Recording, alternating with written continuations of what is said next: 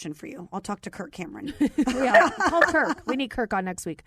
So Braeden, how biblically sound are these movies? Are they fiction, nonfiction? Like, what's the deal with that?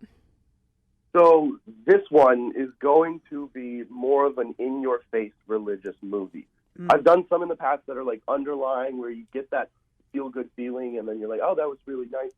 And then you realize it was religious. But this one is strictly in your face with it, like a wake-up kind of movie. It's the pastor that's not preaching joy. It's the pastor that's like, okay, this is real. This is going to happen. Are you ready? Exactly. Well, for such a time as this, I think that's interesting how God, I'm always thinking, why would God have this movie coming out this fall? Right. Well, I don't know. So here's another question. Say your prayers today, peeps. Here's another question you may not know the answer to, but so there was a original Left Behind, and then there was a second one, I believe. And then there's this one. Is that right? Yeah, because that wasn't the second one with Nicolas Cage.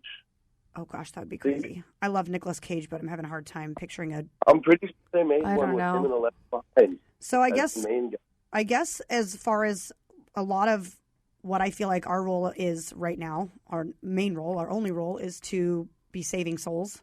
If you were going to tell someone who wasn't a believer to watch this movie, they might like, just keel over. Should they start at the beginning so they're not like, wait, what just happened? Wait, don't keel over before you accept Jesus. Say your prayer quick. Like, you don't. It's not that you don't. It's not that you don't want to scare them. It's just that it's really hard to compute everything, especially when you get into Antichrist. It's like, wait, all these things are going to happen beforehand. So I don't know. Should you have them watch the whole series? And but he was saying they're not even attached, right? This isn't even like they're a completely standalone movie, so they would be able to just go see this one straight up. Okay. And does it sort of preface for a non-believer? Does it preface the order in which things went? And now we've got the Antichrist, or is it kind of like Antichrist? So without spoiling too much, the movie starts off with a broadcast talking about the rapture. I believe it's called Great Disappearance because a bunch of people just vanished. Yeah. Right? And so they're all the unvaccinated? Too soon. It's going to get really awkward if Braeden is vaccinated. But all the unvaccinated are gone, and they're like, that's why it happened. Yeah, pretty much. No, so it starts off with kind of talking about how all these people just suddenly disappeared and what happened to the world because of it. Stock market crash, a lot of suicide from family members, just losing their loved ones for no reason, right? So that, it shows that the world is in chaos. Interesting. And that's how the movie essentially starts with that whole... I want to see it. Me too. Do you have a sneak peek you can send us? We won't tell anyone. Just kidding. I'm sure you don't.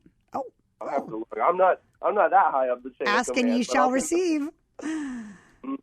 Okay, well. So it hits theaters in the fall, right? Fall?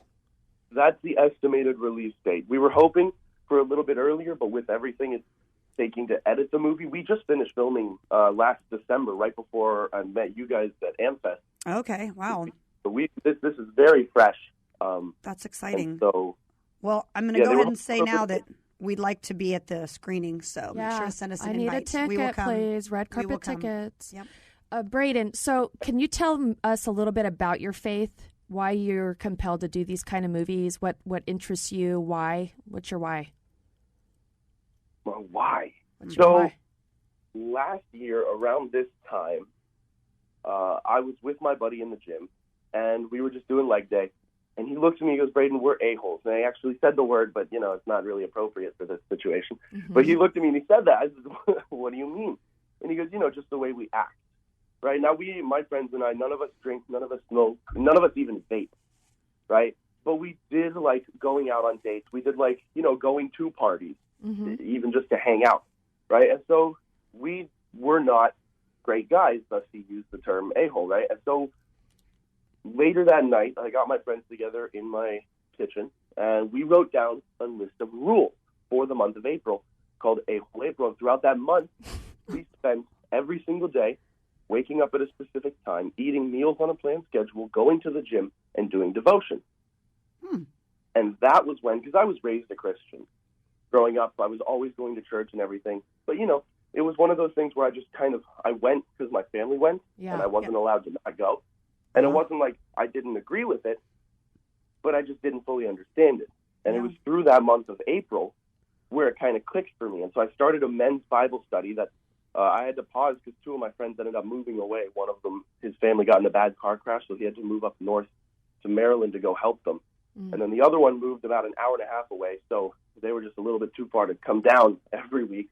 But so I started a men's Bible study just to kind of learn more and explore the Word and kind of just grow as people, because there's so much in the world telling men to be feminine and telling men that they shouldn't believe in God and all these things, when in reality, there's really only one way to be happy with yourself and with your life, right? Right. And we all know that. And that's kind of what's happened to me throughout the past year, is that growth and essential start to everything. And I got to say, I've been much happier since I've become more serious about it. Every night I'm doing 3 chapters in the Bible. And so I started Genesis 1 on January 1st. And according to the math, supposedly, I didn't pass math in high school, but this is how it supposedly works. 3 chapters a day for the whole year will get you to the final chapter of Revelation on the last day of the year. Wow. So can I ask, why do you think reading the Bible makes you happier?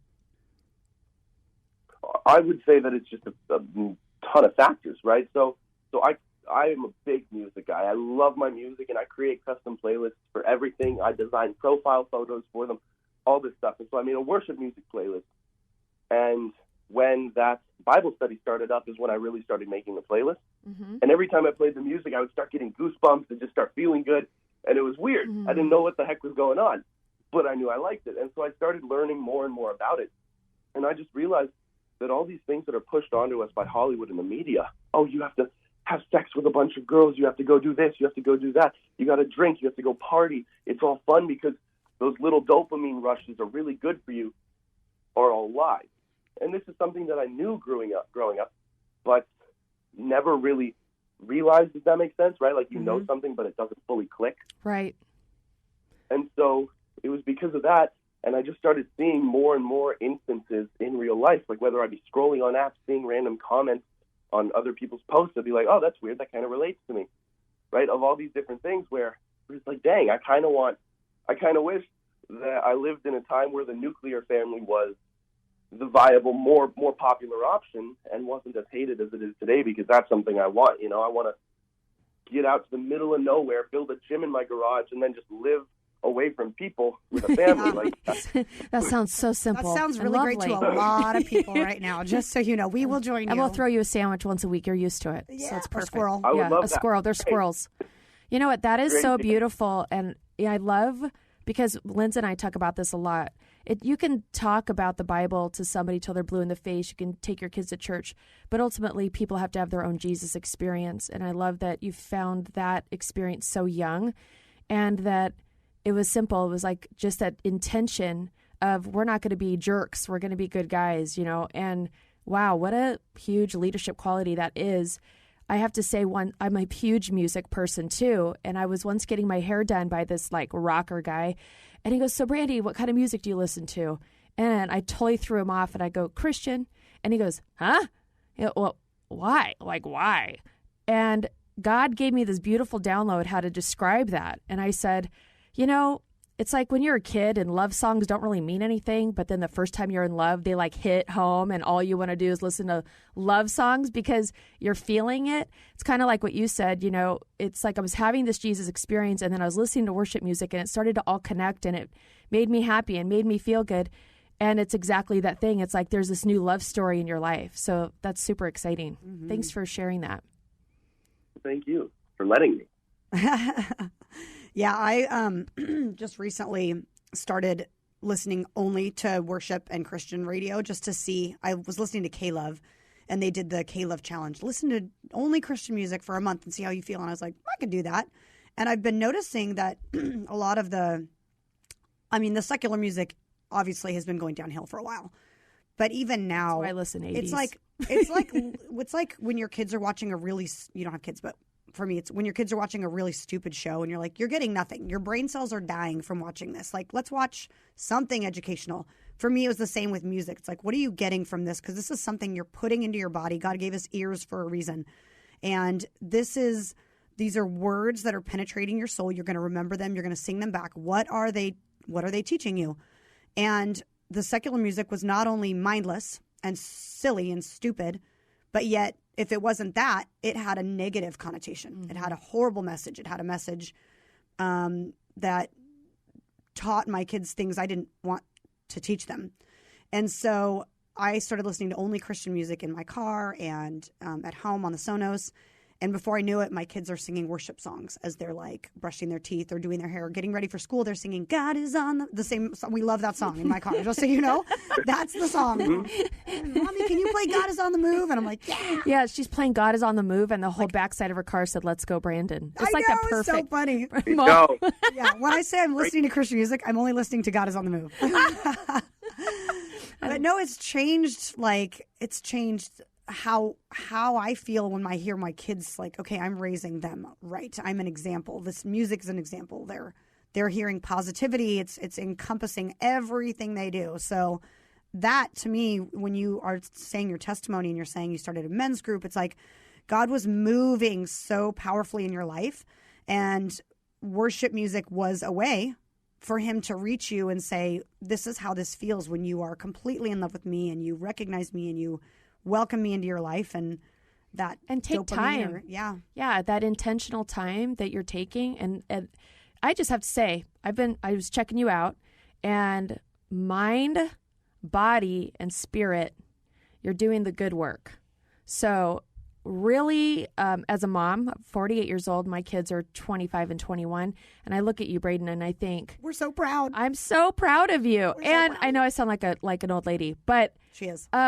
What a blessed woman will meet you someday and have that nuclear family, because all I can say is, wow, good job, Mom and Dad. When you start dating, apparently. Yeah. But really quick, before I give you the final word, I just want to make sure everyone knows where to buy your book, which is Sorbo Studios, SORBO, studios.com, and to follow Braeden on Instagram. It's spelled BRAEDEN, Sorbo. And any last words for our listeners? Any encouragement? I was going to say, if you're looking at the website and you think, oh, man, maybe the book is, I guarantee it's for at least 5 of your friends, so you should definitely pick out multiple copies. Yeah, good. Yeah, good shameless plug. Pitch. Wow. Do it. And he's a salesman, folks. Well played. Don't get me started. Thank you so much, Braeden. Thanks for being our guest. Thank you for having me. God bless you all. God bless America.